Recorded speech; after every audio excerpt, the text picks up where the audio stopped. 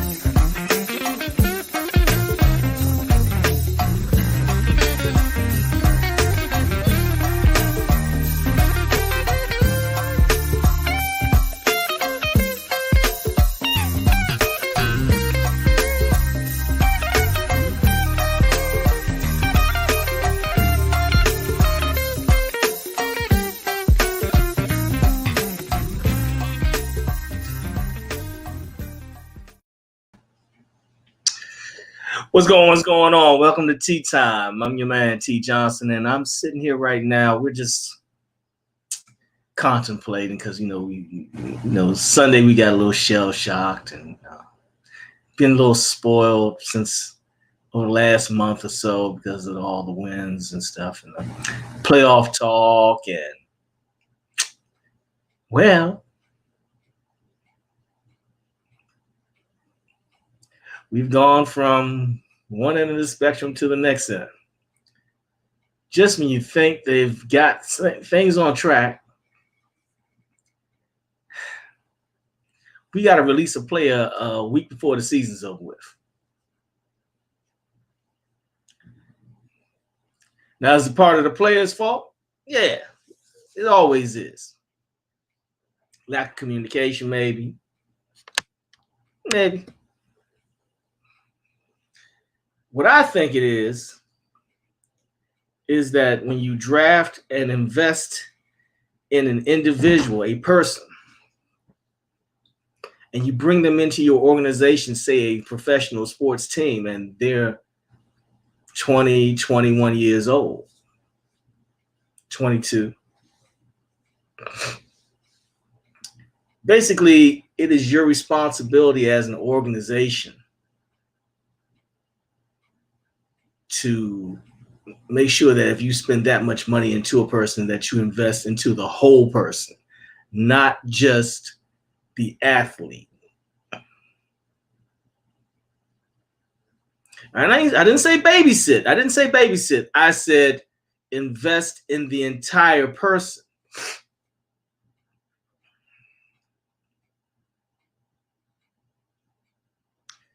And the whole organization and all its components separately need to come together to do the best they possibly can for that particular person to make sure that that person is successful.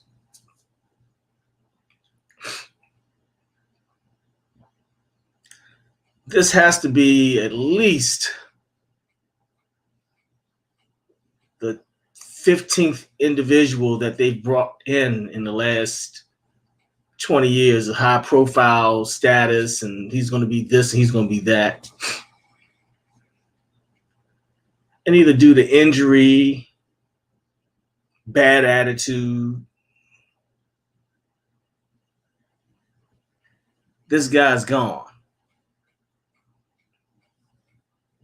31 games have gone past since you've drafted this guy, and now he's not even there, and you invested a first-round draft pick. There's something going on with your organization. There's something broken.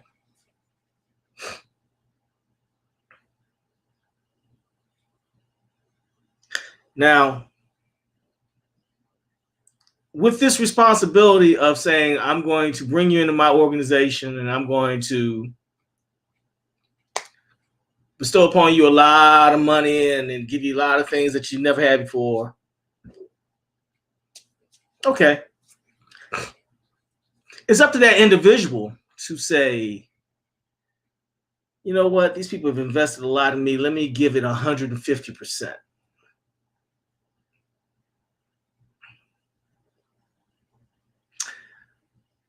That goes to the character of the individual. And to me, I don't know if it's you. I said it about 2 or 3 shows ago when we first started, in fact, that Dwayne Haskins has to believe in the fact that he's a leader, and a leader leads by actions and example, so that when you speak, people listen.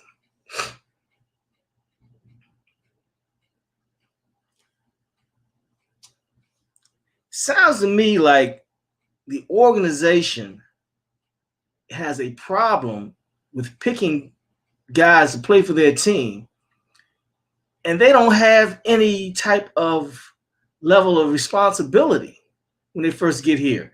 You got to go get somebody who can basically say, I'm going to be the leader, or I'm going to lead by example, or because I'm the first round draft pick and it's a lot on me and I've got the talent to do this because they picked me. So I'm going to believe I got the talent and I'm going to work my butt off to develop my own talent. From what I saw on Sunday, I saw an organization that was upset, disappointed, disenchanted, as well as dysfunctional. There's no way in the world I would have put Dwayne Haskins on the field knowing he was going to give that type of effort. There's no way in the world I was going to give him. If you're going to give me that type of effort after the second series, I can see that you're not even here to play. All that we worked on, you're not using.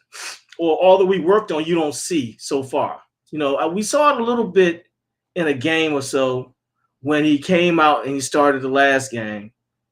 And basically he looked a little stiff and methodical, but he worked it out over the next 2 or 3 series. And next thing you know, he was playing. They almost beat Seattle. Let's be realistic. They almost beat Seattle. This is the same team that beat Pittsburgh and knocked Pittsburgh off his square and has got Pittsburgh in a little tailspin. There's got to be a better way to support your stars and uplift what you say they are. Or don't make them what they don't tell them that's what they are until you develop them into what you want them to be. That way, I don't want. See, I'm a coach. I would not have any rookie ever talking on any mic. Dan Snyder, never. And I'm talking straight to Dan Snyder because this is your fault. You are the de facto ultimate leader of the Washington football team, and you can't control your team. Sell it.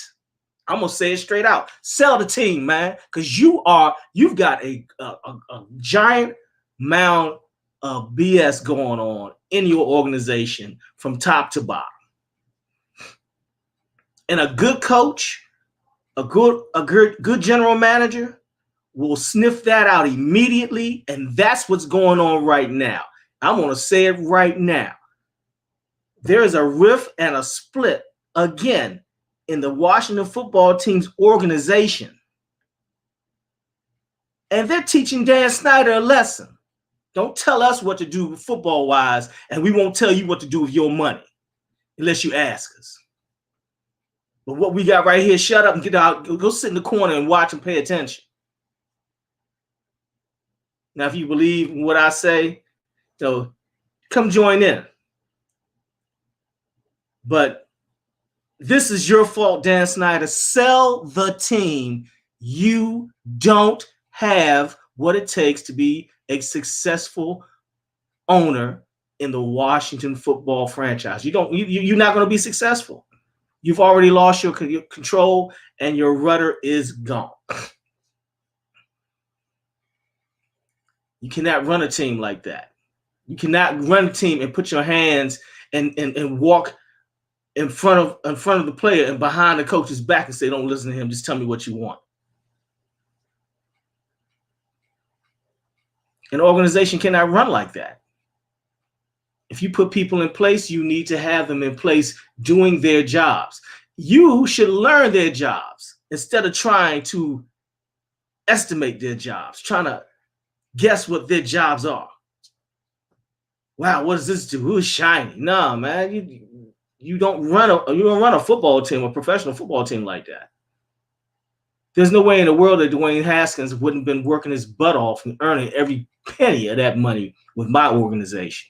You would have worked your butt off, or I would have cut you at the beginning of the season when I thought that you had no care in the world about being a leader on this team. The funny thing is, he goes somewhere else and ends up being somewhat successful by making and staying and leading a team when he gets the opportunity to do so. If that's the case, then again, Dan Snyder, you are the worst judge of character I've ever seen in my life. Please don't go to New York and play in the daggone shell games because you're going to lose. I wish I was there with you. I'd take your money because this is ridiculous. Now, see, questioning, a lot of people are asking, is Haskins a victim of the old way of Washington doing business? No. Dwayne Haskins, you fell for the fool's gold. That man told you, and you knew. You had already played on real football teams already, and you knew you played on the Ohio State football team. Does the coach at Ohio State let you do whatever you want because he picked you first? Or does he let you do whatever you want after you've done everything he's asked you to do and you win?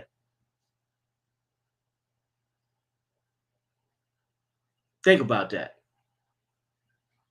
See, we got problems on both ends. Players want to run the team, and the owners want to be players. Yeah, that's what it is. We're gonna sit around here. It's a party. It's a party until you lose. And then you're like, huh, what happened? You ain't working hard enough because you're too busy partying. You're too busy out here trying to impress with people that don't matter. All that matters is your teammates and you doing your best, giving your effort, doing your job. And your job was to make sure that your footwork was right and that you did not get the jitters and allow that to stop you from running this football team from the quarterback position. You already know what the quarterback position is about. You played at a high level. You had an opportunity to see what's going on the NFL level, and you saw what you needed to do, and you have yet to work on it. That's your fault, Dwayne Haskins. That's your fault. That's right. Washington football team, you don't know how to control your players to the point where you get them to work hard for you. Yes, there's problems with Dwayne Haskins' character. Yes, there's a problem with the fact that he didn't want to do what you guys wanted him to do. And yes, there's a problem with getting rid of a top 15 first round pick and not having anything come out of it but misery and embarrassment. If Dwayne Haskins is in the league for more than another 2 years bouncing around because he went to Ohio State, I won't be surprised if he's bouncing around and not in the league after most of these rookies that were in the top 15 were picked. They'll be around, but he won't. No. You cannot shed and cannot shun all the help that you've been offered. You went to Ohio State, so I know you know tons of pro ball players. You know tons of NFL caliber, Hall of Fame caliber ball players from Ohio State. Tons of All-Americans. Yeah, you know all of them because you met them all because you were the quarterback at Ohio State. You were the starting quarterback, so you know them. So what it looks like to me is that you had a big old baby who didn't really want to do it the way they wanted to do it. He thought he could do it on his own.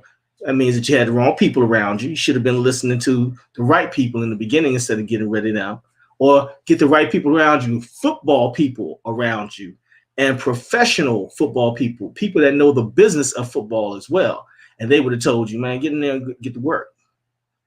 Get in there, hit that ladder, get in there, hit that weight room, get in there, get that chalk talk, get in there and look at that film, break it down, and start becoming the ball player that they know you to be. All that potential.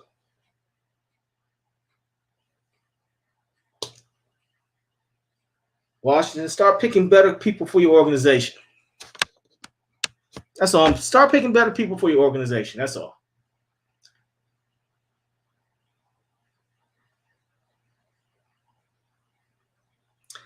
Yeah, I'm gonna have to agree. His timing was off, his skill set was off, but his work ethic was off as well, Lydell. His work ethic off. Doesn't make any sense. You just wasted people's time and most importantly, wasted your time. Out of all this, you've wasted 2 full NFL seasons not measuring up to the basic skill sets of an NFL quarterback.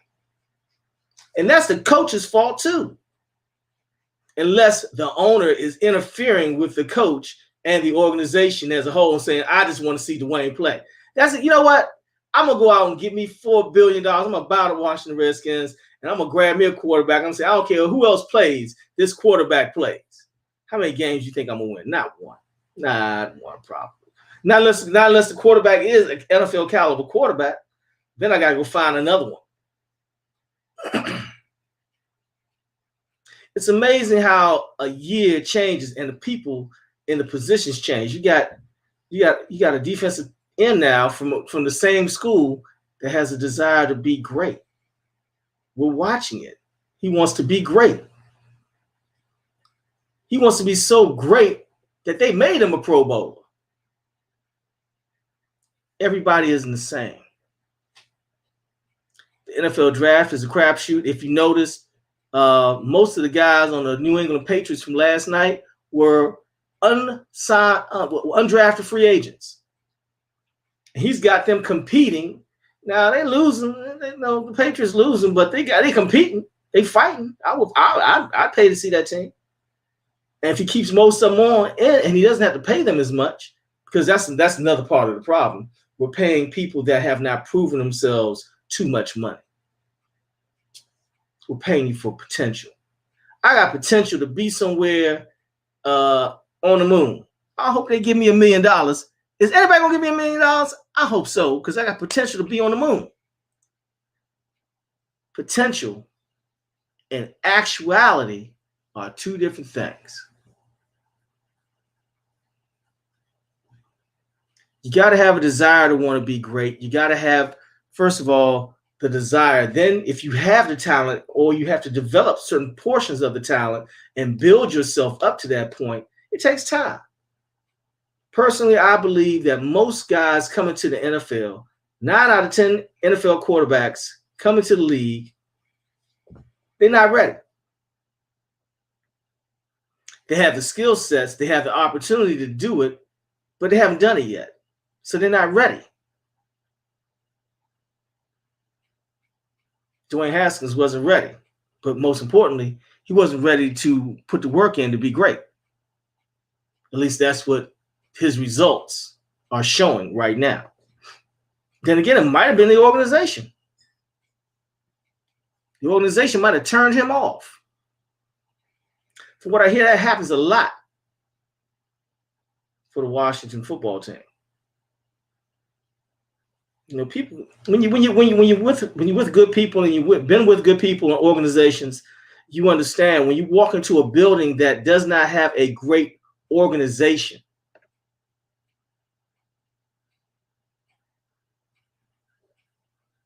It's crazy. You can smell it. You can feel it. When you walk in, it weighs on your back. Let me see. The issue with Dwayne Haskins was going to turn into a racial thing. That's why they played in the way they did. I don't know, Lottie. I don't know. That's an interesting point.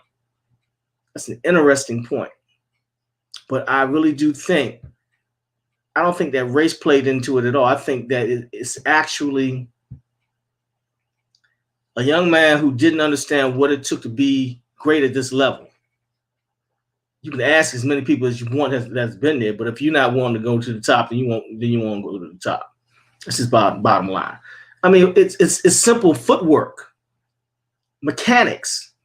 I said it last week. His mechanics are off. His mechanics are off. It's like he came into training camp, but there was no training camp. I wouldn't have played him this year. If he wasn't better than he was in any shape, form, or fashion, he wouldn't have played that much this year. In fact, I would have started Alex Smith and got me another veteran. And we're going to talk about that in a minute. But Dwayne Haskins, he played himself into a corner. But a lot of young men play themselves into a corner. They don't understand. So wish him the best. I hope that he can land on his feet and finish out that rookie contract that he signed. That's a lot of money. It's a lot of money. At this age right now, they told me, we're going to give you $50 million, T. We're going to let you play quarterback. I'm like, you got an offensive line? Because I don't want to walk around with traction. But you're going to give me $50 million. Let me go to work right now. I'm going to give you the best I can be, and then I'm going to come out there and you tell me what else I need to do. And we'll find out if I'm going to be the best or not. Hey, Jim, why don't you take us to a commercial, man? We're going to come right back. We're going to talk about the next move for the Washington football team and possibly Dallas is back looming in the background. Dallas could win the division if Washington doesn't take care of business. You know what I'm saying? Hey, and you're right. Hey, Michael Robinson, you're right. The Cowboys and the Washington football team, in the bylaws, they don't really want a brother to be the quarterback, man. This is national TV from the United States of America. They're projecting the best that they want to be. I mean, it's a lot of racial undertones, but it's also a lot of Dwayne Haskins didn't put the work in, and they didn't make sure that Dwayne Haskins was going to put the work in. They made sure that they set him up for failure. They set him up for failure. Hey, Jim, we're going to go to a commercial, man, because, you know, I got to sit back. We're going to talk when we come back about what the next move is for the Washington football team. It might be another African-American quarterback coming. You don't want to miss this one. We'll be right back. This is Tea Time Sports. Make sure you catch up with us on Tea Time Sports at gmail.com. Check us out. Send some information. If you want to be on the show and you think you have some information that we might want to talk about, send it to that email right there at teatimesportstalk@gmail.com. We'll be right back after this. Maybe we're going to take a quick break. Talk about who's going to come next. Take us away, Jim.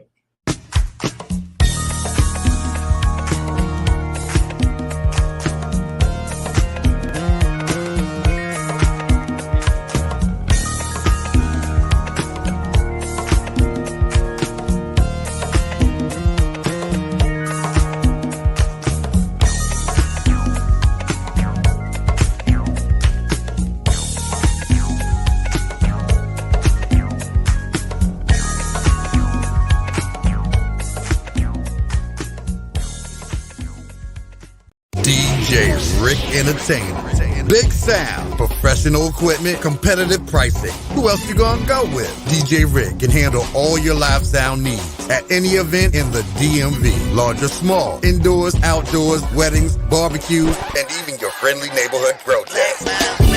You need an experienced and professional sound man? Call DJ Rick Entertainment, 202-749-7903. That's 202-749-7903. Wait a minute. I know what you're thinking. Man, DJ Rick got my event sounding so good. How can I live stream it on the internet? Well, guess what? DJ Rick offers live streaming services too. So you can Facebook and YouTube your event worldwide with full audio fidelity. Call DJ Rick Entertainment, 202-749-7903. Or send them an email, djrick4321@gmail.com. That's DJRIC4321@gmail.com. Big Sal at competitive pricing. And now live streaming. DJ Rick Entertainment. Who else you gonna go with?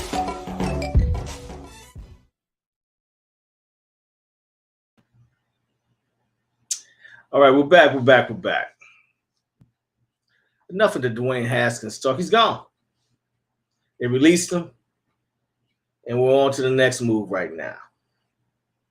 But instead of following suit like most shows do, who's next up on there? I don't care who's next. The organization just lost me for the year. I don't care. I don't want to see that crazy circus with no tent in the playoffs for one game and then out. I'll watch the game, but I don't really want to see it. The question is now, with the injury to Alex Smith, and it's a little concern because without a proficient and effective leader at the helm of the team, which is the quarterback spot, you really don't have a direction to go to. You got to have somebody that's talented enough to lead the team and do what they need to do. So I sat and I thought about this all Sunday evening after the game. And then I watched Monday night's game.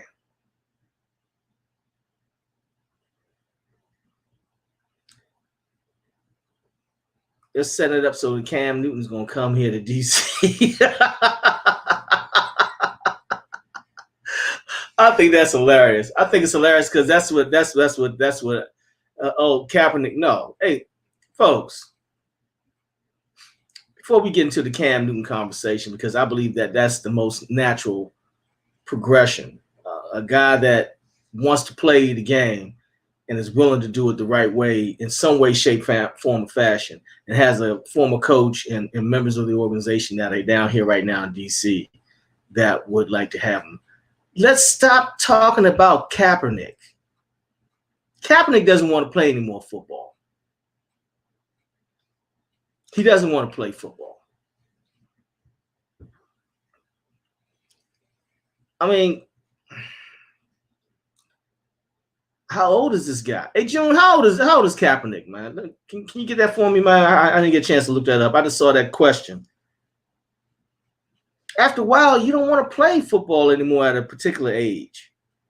Everybody's not Tom Brady or Janikowski, for that matter. Nobody want to kick a football or throw a football that long.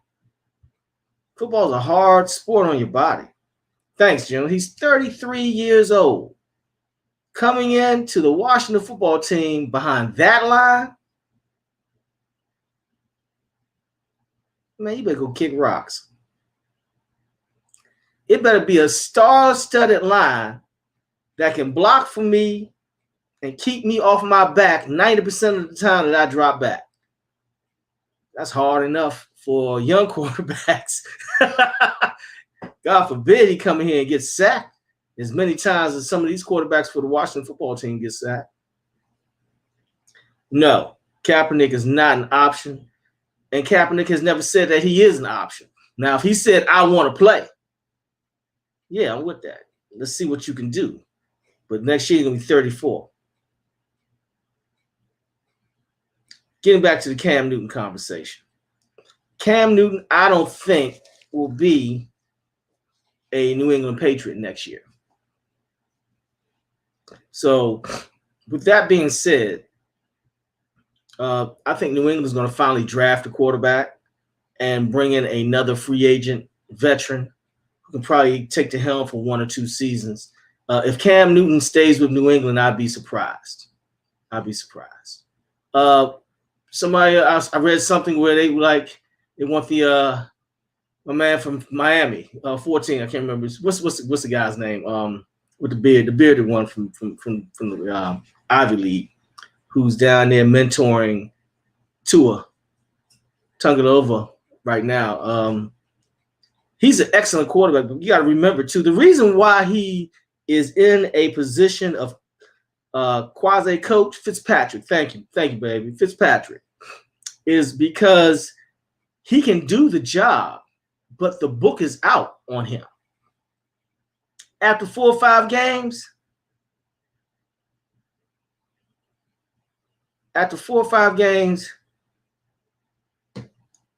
he gets picked off a lot. He throws a lot of interceptions. You have to have a run game behind him. You have to have another quarterback behind him because he's used to being pulled for younger quarterbacks and tutoring the quarterbacks on the side. I'm gonna get right to you, Michael. I saw that question, man. Give me 1 second. I'm gonna get to you. But he's there to usher in new quarterbacks right now. He's an older quarterback who can still get the job done. He's not broken up. He's not a banged up quarterback at all. He's just an older guy that can play and has been lucky enough to and blessed to be able to play this game for so long that, yeah, he can jump in there for 3 or 4 games. He's like a change of back. He's a change of pace back for a running back.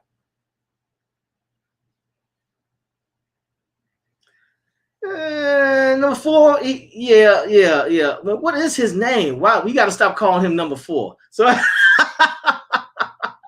employee number 4, that's what they see when he comes through the door. It's employee number 4. They need to do an ESPN commercial about that. If y'all steal my idea, man, I'm suing you. So, but yeah, I mean, I like Fitzpatrick. I think what we have right now, we got to stop overlooking our situation right now in terms of our backups. We got to start realizing and valuing and having good reserves behind us. That's what makes a good football team, not just your stars. Taylor Heinrich. Taylor, good job. Not a bad job. You know, sometimes it looks like it's racial, but it's not. It's really just one side or both sides not coming to an agreement or wanting their own way. You know, you give somebody that type of money, you tell him how great he is that much, and then he gets out there and he realizes, oh, I don't have the same talent pool to pick from when I'm playing that these guys have. These guys have a different talent, but they have a different speed. You know, the defense is better. Start looking at film when you get a chance there, Haskins. Looking at film. Study up. Be ready. Somebody's going to come and ask you if you want to play. Be prepared to play. Learn from this experience. They talk about Fitzpatrick. They talk about Cam Newton. They have said something about Kaepernick. They said that earlier. Personally, you got a great defensive line. You need to enhance your linebacker core. If Reuben Foster's not going to play at the beginning of next season, then you don't need him. You need to draft yourself a decent superstar inside linebacker. Keep Thomas for another year, so you can mentor that guy. But your outside linebackers are decent. You got small outside linebackers that are more like strong safeties. You got big, tall outside linebackers that are like defensive ends. Wentz, no. Wentz is ruined. No. No. If you really want Wentz here, then you can send Wentz from whence he came back to South Dakota, because the Philadelphia organization messed him up. You give your starting quarterback the reins and you allow him to run it and you guide him. It's like a child or teenager that you're mentoring. You help these guys mature into leaders. Like look at what Ben Roethlisberger did the other day. He took full responsibility for whatever's going on and took all the pressure off his receivers that keep dropping his passes. Mm-hmm. Because that's what was going on. The receivers were dropping the passes in Pittsburgh. Yeah, you catching 6, but you targeted for 12. Next year, I'm gonna find me another receiver. I'm gonna draft a receiver in the 6th round. He's gonna compete for your job. If you can't outdo him, they definitely won't be making. I'm gonna put a bad book on. So you ain't gonna sit here and waste my time. There are some young quarterbacks that can be looked at, but I do believe that the Washington football team got rid of Haskins for what he and his attitude brought to that last meeting, not from everything else. Because he was lying to a lot. He was lying about a lot of stuff. I guarantee you that much. Because this was the result of something that had been building for a while. I'll tell you what, though. And I'm not going to say this but one time, and this is on. It's being recorded, so we good. In Zach, we trust.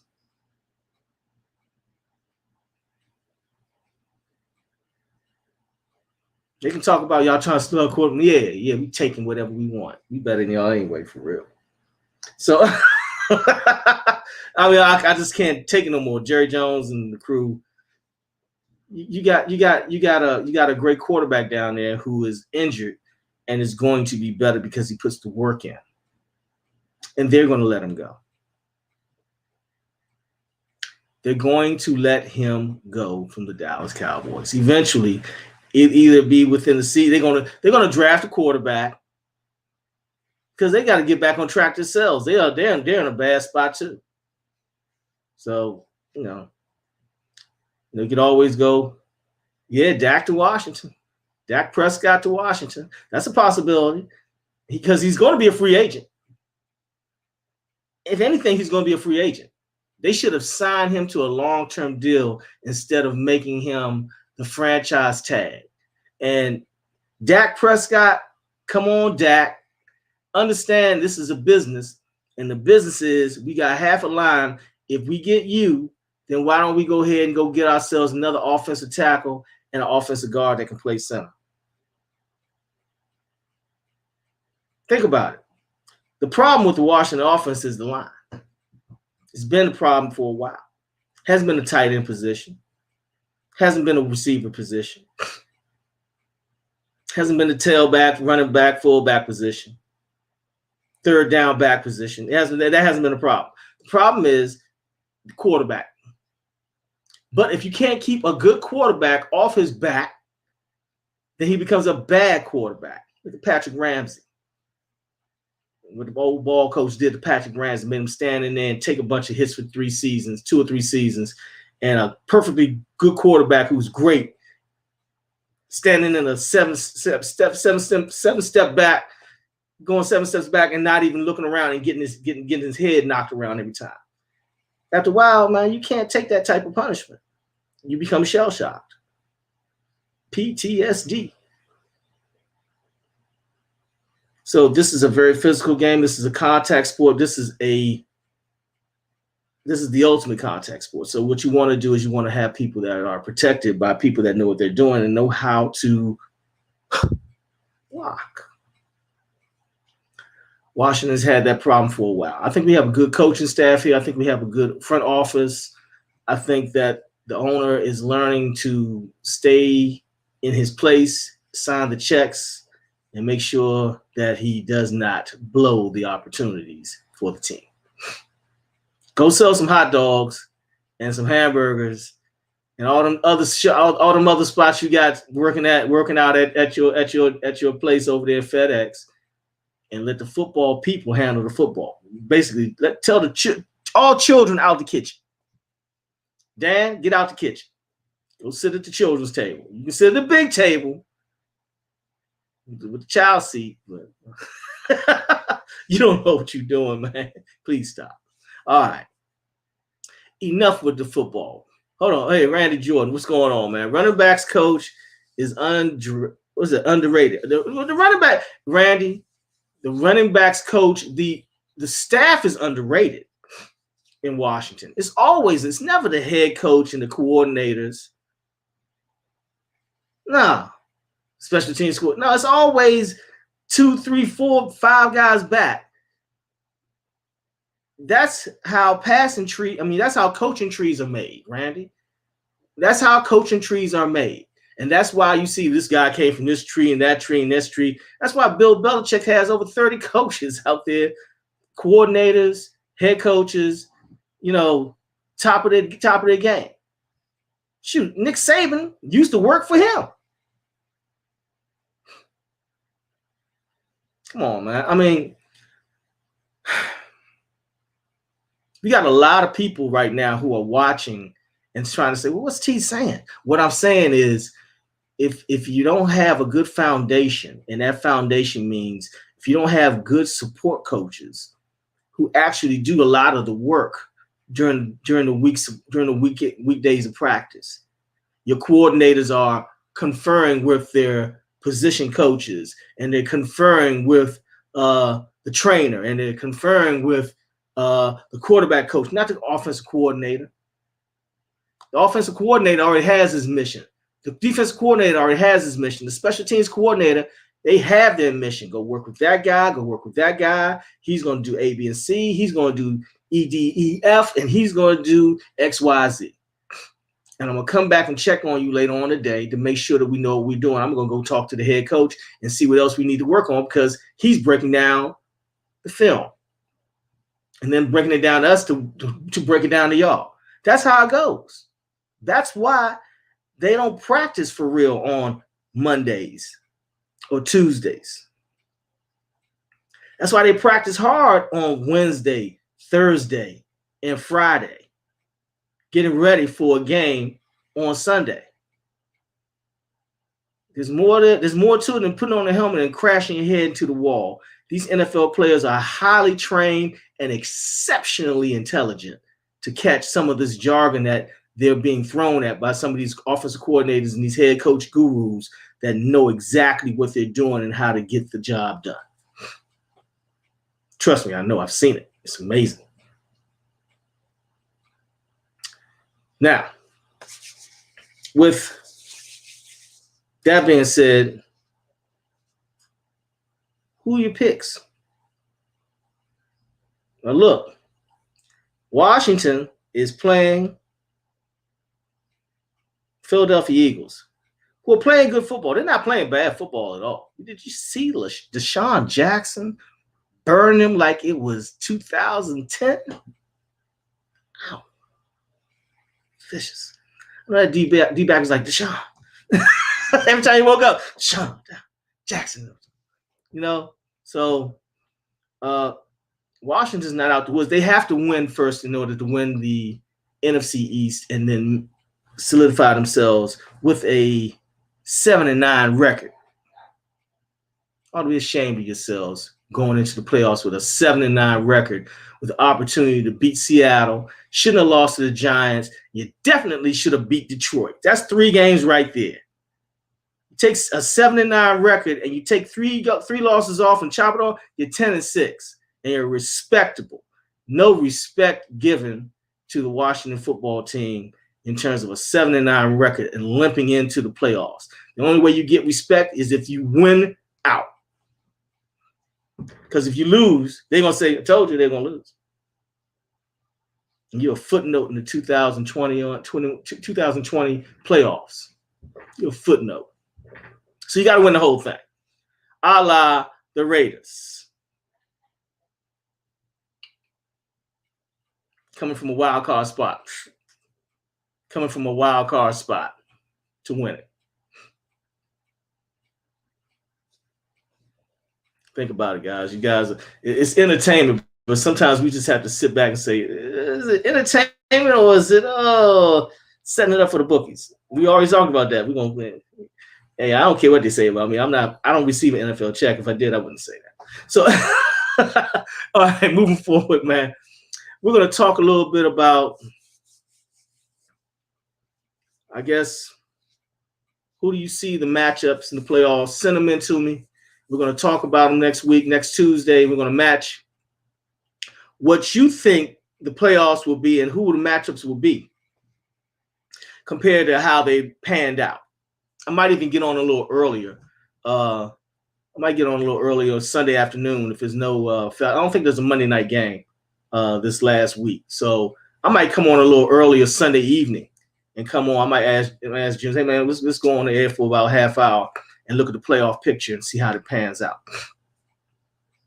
Think about it. You let me if you give me some of your picks, I will come on Sunday and then we'll talk about it Sunday night right after the game. So get a little interaction going here and see if we can sort of figure out who actually is going to be in the AFC title game, who actually is going to be in the NFC title game. Who do you think is going to play in the Super Bowl? I want to know, because a lot of people got a lot of great ideas out here, and some of them come to fruition. All right. If the AFC pretty much set for position, but we already know who's in the playoffs. Most exciting race was that the Dallas Cowboys come from behind and are a half a length away. A game and a half out. No, well, a game. I'd say 3/4 of a game out, because all they got to do is win. All they got to do is win. And Washington loses, they're in. So Michael Robinson, your Cowboys do have a chance to be in the playoffs still. They're not out of it yet. New York Giants, Philadelphia Eagles, no chance. The NFC least has least impressed again. You guys ain't no better in the semi-pro league. It's just rough. I mean, at least some semi-pro teams are giving you effort. You guys, I know with everything happening and COVID going on and couldn't get your teams together, and it's a damn shame. A full season just gone to waste. Oh well. That's y'all problem. You didn't make no money this year either. So you're going to have to they're going to be pressing you guys later on in that next collective bargaining agreement. The CBA is going to be a mug. All right. So give us those picks. Let me know. Matter of fact, if you can get some of them in later on, we're going to give you an opportunity to get some in later on this evening before the show closes out. Now let's talk about the college football playoffs now. Right now, you got 1 versus 4, Alabama versus Notre Dame, and then you got 2 versus 3 in Clemson. And who is the other team that's playing Clemson? If I could only think of the other team. Oh, Ohio State University. They made sure they knew Ohio State was going to be in the playoffs if they won 3 straight games. They were like, we put them in the playoffs. But they only played 6 games. They're 6-0, including their conference title. So, can Ohio State hand it to Clemson Tigers and Trevor Lawrence? You know, Trevor Lawrence is talking about coming out early, and it looks like he's going to be a Jacksonville Jaguar. You don't understand, man. When you come out, man, you come to that team that can't win. Oh, Lord, you're not going to help them win right away. I'll go back to college and wait to see if I get me a middle-of-the-road team, and maybe somebody else will come in and be the number 1 draft pick, and I'll be like the 5th or 6th or 10th pick, and I'll just come in and I'll get a better team. The college football playoffs this year are a little lackluster. Because I think they should have included more teams. I said this before. With everybody on a level of alert, I think that it would have been a lot more exciting, and it would have brought more teams and more alumni and more supporters in if you would have had a 12-team field where you take your top 4 that you really want to be, that you really want to have in there, and you have a more of an opportunity to knock them off type situation. Top 4 teams, 1 through 4, get a bye. Top 4 teams, 1 through 4, get a bye. Then the best 8 after them, the best 8 get to play each other in a first round game. Best records get the home field advantage, or conference title holder gets the home field advantage. And you got to come to the conference title holder. Those 4 teams battle it out. The 4 teams that win those games get to go up against the best 4 teams in the NCAA Division I Bowl Championship Series. And you're talking about excitement. Now, you've got a first rounder, and it's a little exciting because some teams haven't been in this position before, and you give them an opportunity to show off just once. Give like a team like Liberty that looked really good against Coastal Carolina. And Coastal Carolina was firing up teams, okay? Coastal Carolina ended up being in the top 10 or something like that, top 15, okay? A very good football team. That would have been a great first round. That way you got a lot of the bowls canceling out as well. So you might as well give these teams an opportunity to come on in and show their wares and prove that, hey, we deserve to be in these playoffs on a regular basis. They have a Division I playoff, but I mean, those teams should be battling against the bowl teams before they go to the bowl for more money. See, but let's go back to what I was saying. If you got those 4 teams playing, and then you got 8 teams now in the playoffs, you got the 4 teams that you believe are the 4 best teams, and then you got 4 teams that have played their behinds off, and they get a chance to go up against these other 4 teams that are the great legends of their sport right now. I guarantee you 1, maybe even 2 upsets might happen out of that.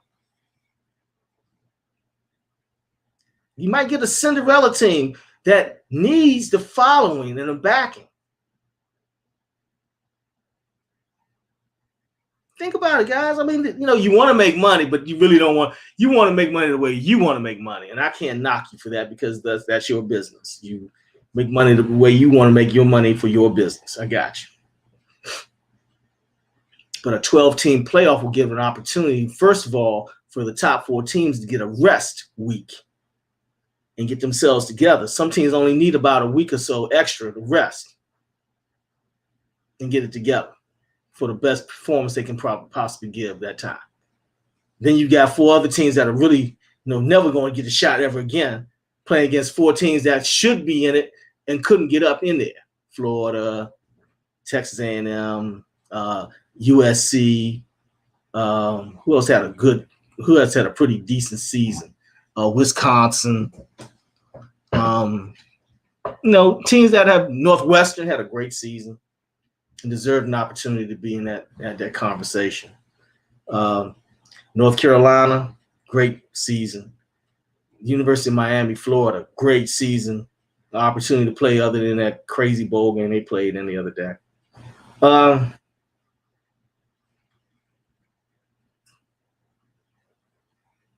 They're not really into it like they should be. So, but we'll talk about that later. Who do you have? You got Notre Dame versus Alabama, which Notre Dame can win that game. Alabama's beatable.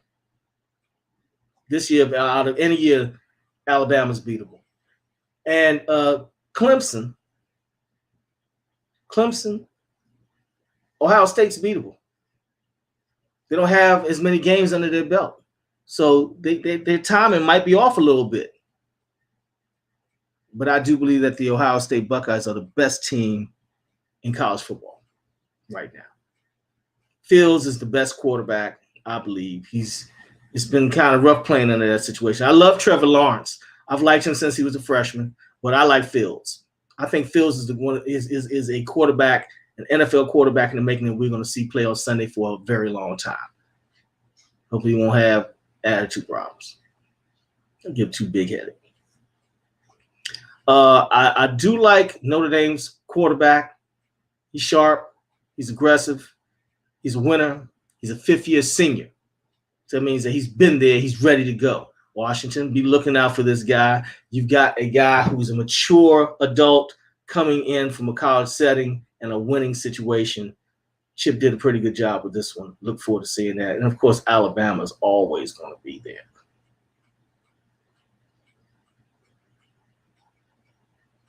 If you ask me, it's a little lackluster, but you got the great teams getting ready to show off. Let's tune in Friday and find out. If you got any problems with that, let me know. Send your information about college football. We're going to be talking about that playoff and the national championship game. I didn't really want to talk about college football that much because all the teams didn't participate. Hey, ladies and gentlemen, straight from the undisclosed DJ 640 lair, the infamous one has thrown it on me. DJ 640, what's up, man?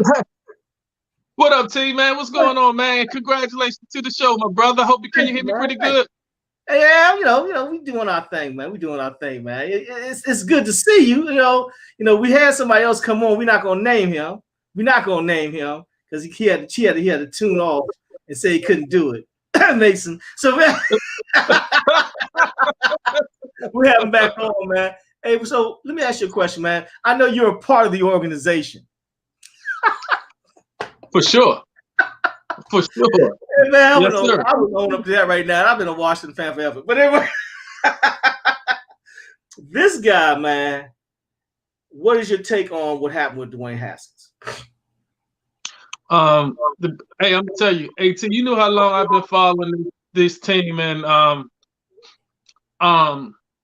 have never been so angry at a player for the watch. I broke remote controls. I broke, I damaged some televisions and some furniture and things like that.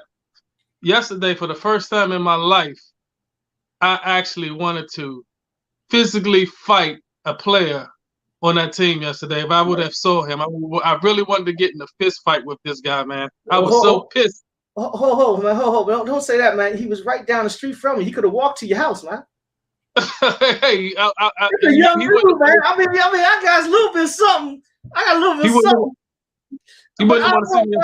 That big dude. I mean, well, but really, T, I was so upset, man. I said, if this guy comes back out in the halftime and he plays, I have to leave. I had to leave. I left out the house. I had to leave out the house. I went to go watch the rest of the game. With a buddy of mine at the sports bar. I had to watch the last of it, and to see, the team come back and the team rival around this backup quarterback, man, was a beautiful thing to see.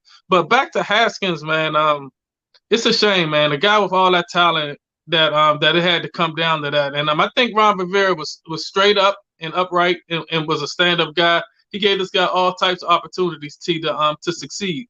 He gave him every opportunity. He was begging him to succeed, and he just wouldn't do it, man. He just wouldn't do it, man. He was missing so many reads, so many simple things that they felt was simple. I guess that they felt is what they went over in practice and the game plan, and he just wouldn't do it. Amongst other things about with the pandemic was going on, and you're not socially distanced around yourself. You're putting yourself and your team at risk, let alone your coach who's going through a cancer situation.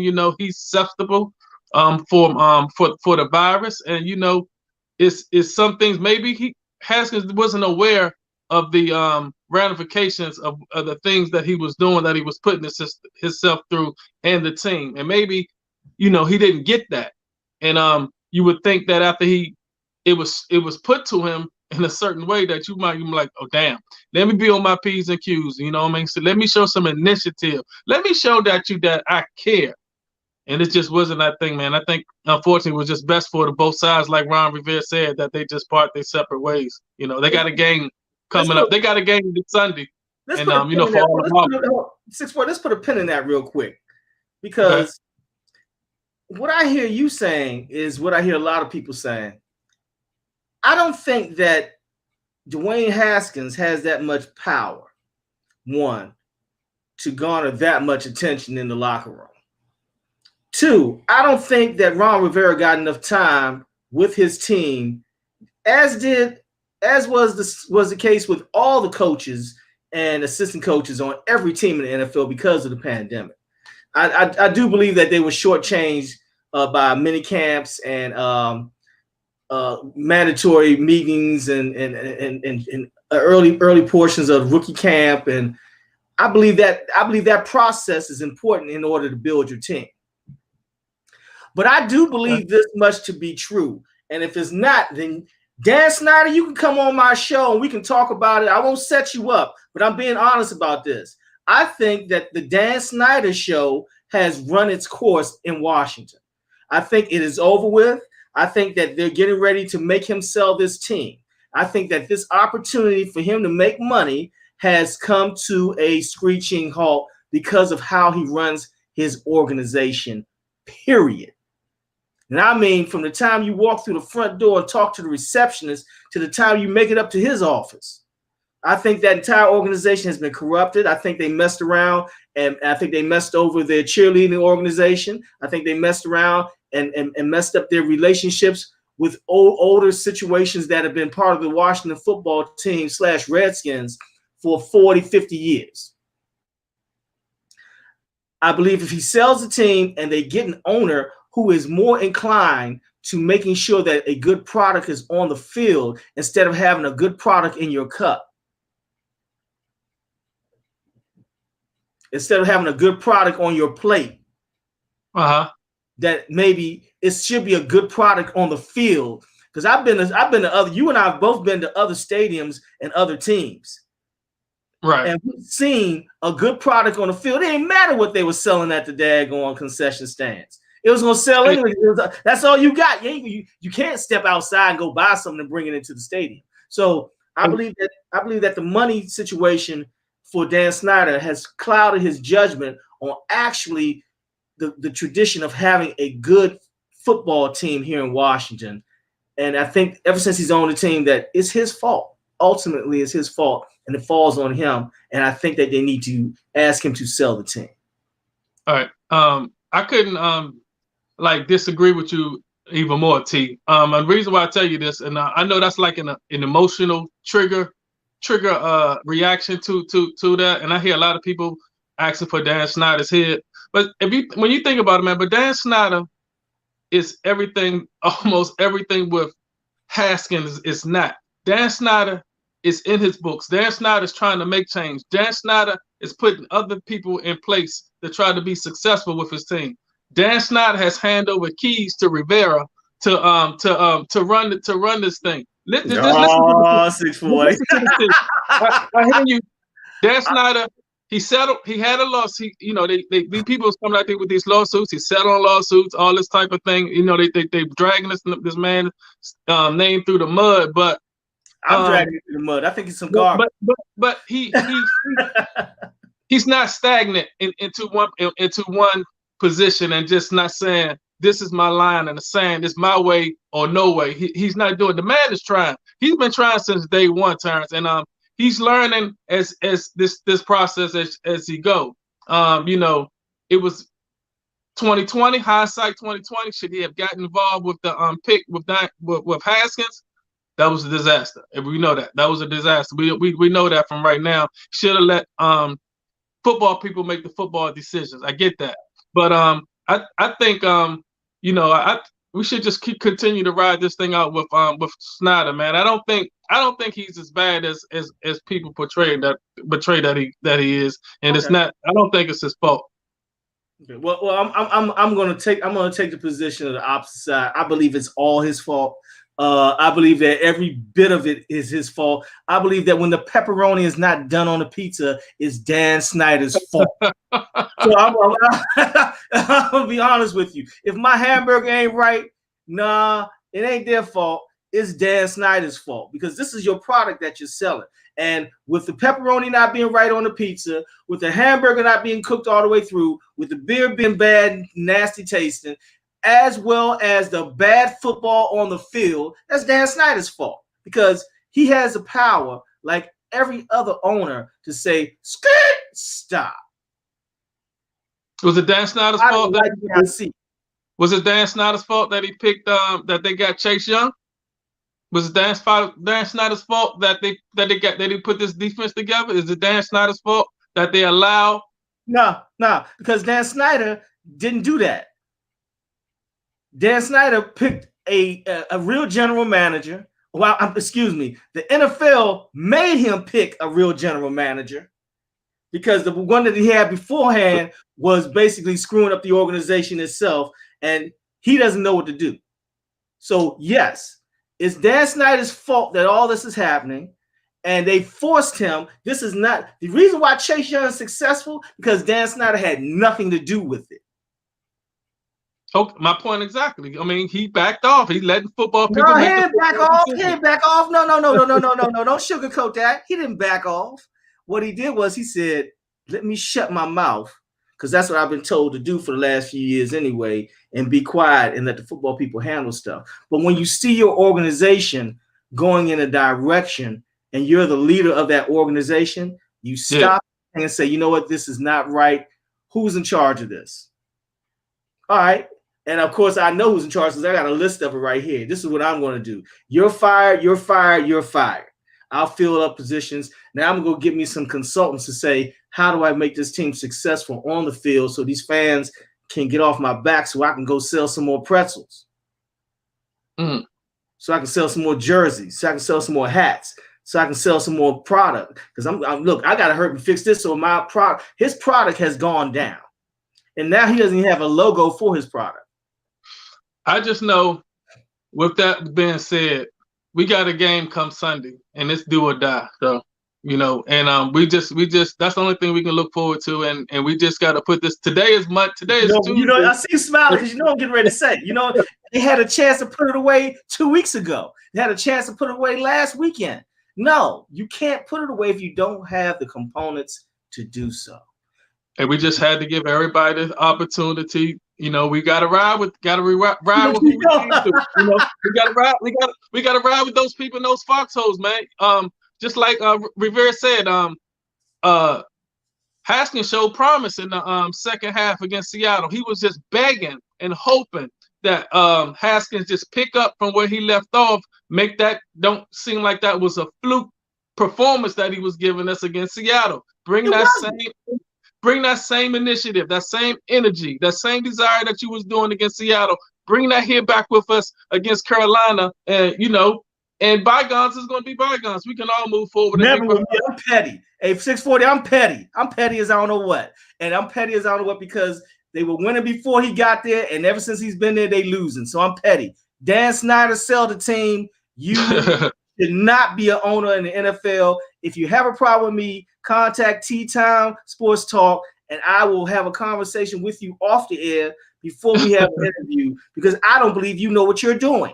I believe that I could come in there and do it better than you, and it would take me 3 years. 3 years. 3 years. Just 3 years that I could do it. So if you can't do it in 30, then bye. Get out of here. And you got more money than me. But I don't doubt that. I think you can do. I think you'd be a good asset to that, Big T. I think you'd be a big asset to that. But you'll be my in-house DJ just like that, and June will be the DJ that I take on the road with me. So that you ain't got to worry about that. We got the music covered. But I'm gonna make sure it's a good football team playing. But I got a question for you right now, 640. Go ahead. Who do you think will win the NFC East least? I wouldn't have it any other way. I think the Washington Redskins is going to win the NFC East. Well, we're going to be called by the FCC because you're not allowed to say that on here. But I believe the Washington football team will be they'll win against the Philadelphia Eagles. It's going to be rough though. I don't know. I mean, it's going anything. This is the NFL, so these are professionals. So they're gonna come out. They're gonna come out and play. Washington got a lot to play for. Philadelphia, they have their own agenda. Are they trying to keep their draft pick in a certain number where they want to have where they want to draft at moving forward? Are they long story short, are they into 2021 now? We still in They're in 2020. 2022. They're in the 22. See, so if Really they're in that mode, we'll they may be developing players and looking and seeing what they have, and we're on a different mission, T. So right, I think I tell you what, I'm riding with my team. You ain't got no choice around your team. You are part of the organization, so you ain't got no choice to roll with them. If you want your tickets, that's how that's going down. I don't want to hear about that now. But I want to know is we're gonna go through these picks real quick, man, and we're gonna talk about the NBA for about 5 minutes, man. All right, go ahead. All right. Now we got Philadelphia. We got the Miami Dolphins at the Buffalo Bills. Mm-hmm. My pick. Your pick. I'm going with Fitzmagic, man. I don't care. I'm going with Miami. I think I'm going with Fitzmagic. Oh, but he's not playing, so all he ain't starting this game. Nope. Buffalo. I would say that Buffalo will sit most of their players, and they'll still beat the Miami Dolphins. The Miami Dolphins will not make the playoffs this year. How could you give me 20 seconds on this, T? How could you go from Fitzmagic and bring Tua back in? I understand you looking for the future and stuff, but Miami's in the dog fight for playoffs. Tua's going to start. Okay, but Fitzpatrick is getting you into the playoffs. Why do that? Well, I'm gonna be honest with you. They're going with Tua because eventually Tua will be the full. Eventually, but we talk about right now because it's a known fact. Fitzmagic doesn't happen when Fitzmagic is on the spot. Fitzmagic folds. That's why he's been bouncing around the league for so long. Fitzmagic plays 5 to 8 games, and then the next 4 or 5 games they figure him out because they figure him out. We don't have 4 or 5 games. The season ends this week. Two is starting. Okay. But I'm gonna take Buffalo with the second string, the JV playing. Okay, who we got next? All right, Minnesota Vikings versus the Detroit Lions. This does not matter. It doesn't matter. It matters to me. I'm going with Motown, and because I don't like Kirk Cousins, so I'm going with Motown, and I'm taking Detroit because I don't like Kirk Cousins. Yeah, well, I never liked Kirk Cousins. I thought that Kirk Cousins was a serviceable quarterback who could play anywhere, but Kirk is not. He's not the deal. So I'm going with Detroit, upsetting the Minnesota Vikings. Oh, we agree on something. Yeah, we're going to agree on it. We're making progress. We're making progress. The Jets versus the New England Patriots. Last one for Cam. I'm gonna go roll with my man Cam on this one. I don't think Jets can do it 3 times in a row. I'm going with New England. I'm going with the New England Patriots and the future Washington football team's starting quarterback Cam Newton. If you think so. Yes. Thank you. Okay. I think so. I'm gonna go with the Patriots on that. The Falcons versus the Buccaneers. Yeah, they playing again.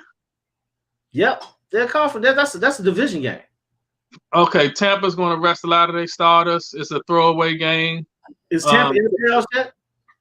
Tampa is going to probably get Haskins to come in there to give him try to get what our plays that he never understood what the plays were anyway, because they're gonna have to come here for the first playoff game.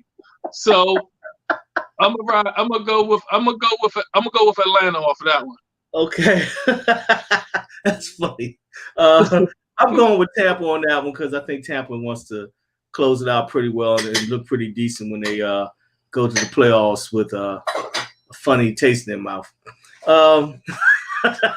This is going to be a funny taste in their mouth going to the playoffs. The Ravens versus the Cincinnati Bengals. Good game. Cincinnati's bringing it back. They're coming back until they own. But I'm a ride with the electrifying quarterback that they got with the Ravens, and I'm going with the hometown with Baltimore. I'm going to Ravens because they've got to win. Because if they don't win, then Miami goes into the playoffs, and I look stupid. So I'm going with the Baltimore Ravens, man. I'm going with them, and may the force be with them. They're gonna need this. Yeah, I think the Ravens can. I think the Ravens can do it. That's gonna be a good game, though, Terrance. I think it is too. I think it is too. Yeah. All right, the game that matters to us the most: the Cowboys at the Giants. I'll never ever pick Dallas to win anything. Michael Robinson was. If you would have picked Dallas, Michael Robinson would have called up and said, "Please, can you give me a copy of that?" I don't want that bad aroma and that energy of Dallas over top of our heads and making us have to win, or they're gonna go in at 8 o'clock. Come 4 o'clock. I want their season to be over. I don't want to hear nothing about that. And I'm going with the Giants. Either we're going or the Giants going. It's as simple as that. Wow. Well, seems though the Giants are already at 5-10, a 6-10 record wouldn't put them in the playoffs. The Washington team with a Cowboy loss to the New York Giants would automatically be in the playoffs, regardless of. No, they won't, man. Automatically be in the playoffs. Automatically be in the playoffs. No. A tie at 6-10 would automatically put them in the playoffs. The Giants would not be able to get in. No, they wouldn't get in. See, I know. I don't like the New York Giants for nothing. I don't want to see them do nothing but go to the CFL. That's all I want to see the New York Giants do. Go to the CFL. But yeah, I'm gonna pick the Giants because the Giants have an opportunity to get to the playoffs. With a win, the Washington football team would get in automatically. But exactly. With the Giants' loss, the Cowboys would have a shot. If the Giants win, the New York Giants would go to the playoffs. If the Giants win? Yeah. I don't want to see. If the Giants win and the Washington football team loses, the Giants go to the playoffs. Right. I don't want to really see that happen. Personally, I think all 4 of those teams should be made into expansion teams and made to drop their entire rosters and allow their teams, football players, to go to other places. And then we start off as an expansion team again. Don't fall into that hype, T. This is the NFC East, man. We snot, blood, and tears. This is the NFC East. All those teams that's talking all that smack and saying that NFC least and all that other stuff. I put the NFC East against any of those guys when it comes to the playoffs and playing football. All those dome teams that's playing in Florida and playing inside. Don't know nothing about the cold. Don't know nothing about running the ball. We're going to disagree on that one. I don't believe that the NFC least could beat any of the top 10 college football teams. I don't believe that the NFC least, if you put them in their own league, they would beat each other so much they would never be that. Don't believe that, T. You know, the NFC East has always been the NFC East. So, you know. We've seen the AFC East go through this. We've seen the AFC South go through this. We've seen the NFC West go through this. Right. And then those teams come back, and then there's stronger teams forward. Right now, the Washington football team, the Dallas Cowboys organization, the New York Giants organization, and the Philadelphia Eagles organization, I give you all Fs for what you did to your football franchises this season and seasons last season too. It's horrible. I think that you all should be put into a league in Mexico and made to play against Mexican guys until you learn how to play football again. And we go ahead and we get all these teams from the CFL to come on down and take y'all place. Because I think it's horrible. I didn't say that, Philly. I'm being nice. Philly. Hey, Philly, I said I'll come to the game. I'll come to the game. I didn't say that, Philly. Hey, Philly, I didn't say that. I'll come to the game. But I think it's been a disappointment all around, not just for the fans, but for the league to not see 1 or 2 strong NFC East teams. They need those teams back in the playoffs showing up. So we're going to find out about that. One other thing, we're going to stop off real quick, and we're going to talk about, let's see. Alex Smith is 10-5 as a starting quarterback of Washington. Remember that. 10-5. Damn. That's all I will say. All right. Well, look, I'm going to touch on college football. Touched on college football. We're going to talk about pro basketball for a second. What do you think about having Westbrook here, man? When I first heard about the news about him coming, I was just like, I hope the Bullets, because I still call them the Bullets, go ahead. I hope they go ahead and make that. I hope they go ahead and make that move before Houston change their mind. Having said that, I wish the ace card in this was DeMarcus Cousins. If DeMarcus Cousins would have came to DC, Wall could have stayed, and we could have had Wall, Bill, and DeMarcus Cousins. When Houston signed DeMarcus Cousins, I was like, okay, they get ready to get Wall too. So I knew he was going back over there, but it's all good, man.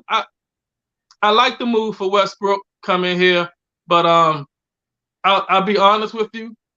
I hope they're not Washington basketball team. I hope they're not finished, because if it's a lot of teams out there that's begging for Bradley Beal, send him on the first thing coming and pair somebody else there with Westbrook for the future, because Bill ain't it. I don't see what y'all see in Bradley Beal. I mean, you got to understand, Bradley Beal does a lot of things off the ball that matter, like moving without the ball. He can distribute the ball if he's told not to score. He said, "Look, man, you can score." He's scoring 30 points a game, man. He's scoring 30 points a game. He's doing his job. His job is to score 30 points a game, and then Westbrook is averaging a triple-double. He was on his way to the triple-double this evening. I haven't checked in yet, but this is a combination. This is a combination that can work. The problem all that you just said, I'm checking my Palm Pilot. All that you just said. Oh, I'm just looking at this right now. They have no win. They have no win. No win. They don't have a front court. You don't have anybody that can score, and you don't have any size in your front court. You don't have a center style. You got to be able to do it. Oh, Bulls 107, Wizards 93 with 4:50 left to go in the fourth quarter. Exactly. Now you don't have anybody rebounding the ball. You don't have anybody that can play front court matchups with Joel Embiid. If we can get some more assets for Bradley Beal, I think they should continue shopping. But they're not going to trade Bradley Beal. If they do, then they better get KD, because Bradley Beal is a bad boy, man. People don't pay attention to what he does off the board. Off the floor and off the ball. We'll take that move. Since Brooklyn can't get James Harden. Maybe they'll give us that packages that they was going to send to Houston. We will never win. We will never win with James Harden. Send them to DC, and we'll make that deal with Brooklyn and send Bill to Brooklyn. Send Bill to Brooklyn, and we get James Harden. No, we get it's like three players that's really good, that can start on anybody's team, that's backups in Brooklyn, that can come with the Wizards and play with Westbrook. They got heart, they got desire, they ball players, and they play ball. Bill getting 30 points, win. Like you just saw the flash. They down 106-94. Now what? Bill gonna start making a bucket here and a bucket there. You need front court. You need front court players, man. Okay, let's get that. Thomas Bryant is not going to be the answer to the front court if you're not careful. But you don't have any help. We don't have any real beef and size. That's why DeMarcus Cousins was so important getting in here last season, and they didn't come through with it. So, right. What you have to do is you have to look at it. It's not just Bill; it's the organization. Tommy Shepard has to figure this out. But within the next 2 seasons, you've got a Hall of Famer in Westbrook. Yeah, you got a potential perennial All-Pro basketball player in Bill. But you don't have. I like Thomas Bryant, but you don't have anything to help Thomas. Thomas Bryant should be playing forward, not center. We need a new coach. The reason why we're losing is because we don't have a good coaching staff. We don't have. You know me. I'm not a Scott Brooks fan. I'm sorry. Scott Brooks does not know how to coach anybody. He does not know how to coach defense. He doesn't know how to put anything together. We have no athletes. We play zero defense. Where's our shot on rim protector? Where's our one-on-one ball hawk of a defensive player. See, we don't have that, and Scott Brooks doesn't even understand. You're supposed to be asking for that as a head coach. They're in Brooklyn. Get those players from Brooklyn. Send Bill to Brooklyn and give us those assets over here, and let us develop a basketball team. If you're gonna get players from Brooklyn, we'll never win. They ain't got nobody but KD and Kyrie. They ain't got nobody else. I mean, Dinwiddie and all them is all right. They're good ball players, but they can only play in that system. Okay, well, give me another. Everybody in the NBA want Bill. Give us the best package that they can give us. Give us those assets over there, and y'all can have them. I would ship Bill in a New York minute. Well, as long as you don't ship him to New York, because I don't want any of those players back on this team. Not one of them. I don't want nobody to ever play for the New York Knicks. I don't ever want you on my team ever. But we can also look at players like guys in Minnesota. They got a lot of ball players that are unhappy there. We need to look at an opportunity for maybe catching up with some of the ball players that the Spurs have in their front court. And we also need to look at a possibility of maybe talking to Portland about making a deal with them and getting some of their front court players. Because right now, Miami, Orlando, Atlanta, they're all killing us on the boards. They've been killing us on the boards for the last 3 years. We just saw New Jersey kill us on the boards, and they had perimeter players that were running in, grabbing the ball, and putting it in the hole. So we're looking at an opportunity for us to get a rim protector and an on-ball hawk guard or small forward who can shut down the ball handler. We need those. And if Scott Brooks is not man enough to ask for it, as an owner, I would go ahead and say, since you don't want to do it, boom, got to get rid of you. We got to get rid of Scott Brooks, and we have to have a new type of situation. What do you think about the rookie that they just picked up? I just see the thing of the post, the feed that they said they can't, and they got to stop drafting these soft European players. Yeah, I like them. I like the rookie that they picked up. He seemed like he was showing some promise to me. You know, some good energy, good ball movement. Somebody that we can build a team with. That's just, man. Bill been here for what? About almost 10 years at least, T? No, he's been here for 7 years. This is the 7th season. Yeah, man. Okay. It ain't happening. It ain't happening, man. It ain't happening. No, Let's just. I didn't think getting rid. I thought getting rid of John Wall was a drastic move because I don't think the problem was John Wall. But I don't think John Wall was the player that they thought he was. He's just coming up with some injuries. You can't just get rid of a Bill just to get rid of him because he's the best player we have. He plays. No, I'm saying give me some assets. If that's what they believe, give us some assets. Just do it wisely. But who do you want? You gotta pick a ball hawking defender, and you gotta get yourself a rim protector. That costs more than what we're willing to give away, including Bill. That costs too much. And you'll never develop a team if you keep giving away your assets. You have to build things around it, which means that you have to put the work in and start doing the recruiting and start doing all that you need to do to get the right people in here to build your team. I think that we need another.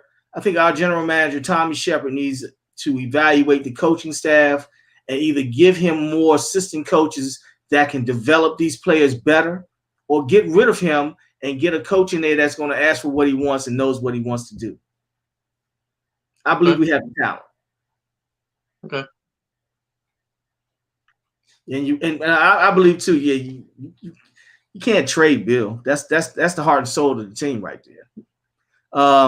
I do believe that John Wall has been trying to get out here for 2 years. So he got what he wanted. Well, he's been hurt for 2 years, so that's easy. So he haven't been playing. So yeah, he milked him for 2 years and did all this, but then he did a lot of stupid stuff off the court too. Another situation, just like Dwayne Haskins and stuff. So I really believe that the opportunities for the Wizards / Bullets, as my man says, because I like the Bullets too. I miss the Bullets and the Bullet FIFA. I think that we need to start evaluating the fact that our teams that are losing right now need to look at our teams that are winning. Take a look at the Washington Mystics. Take a look at the Washington Nationals.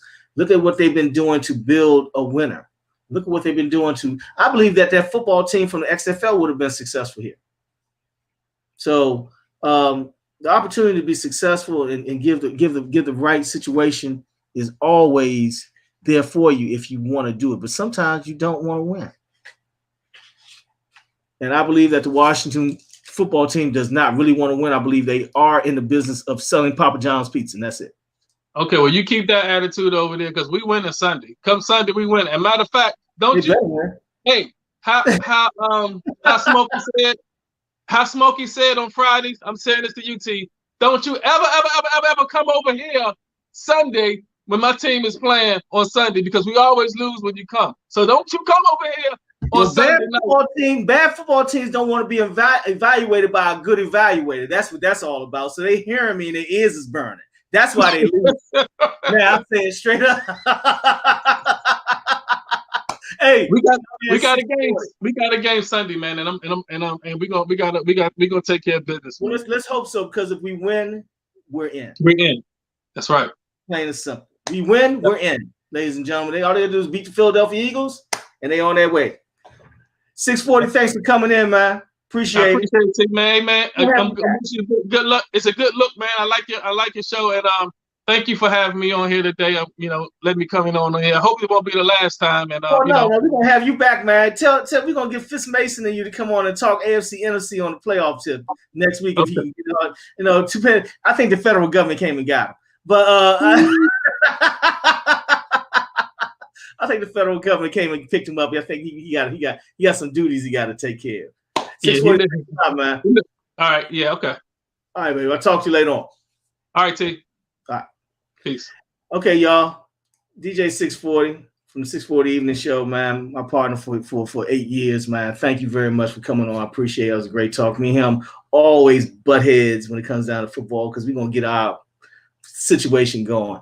If you want to be on Tea Time and you want to be a featured guest on Tea Time, what you need to do is you need to let us know by hitting us with your bio and your pick so we can promote you.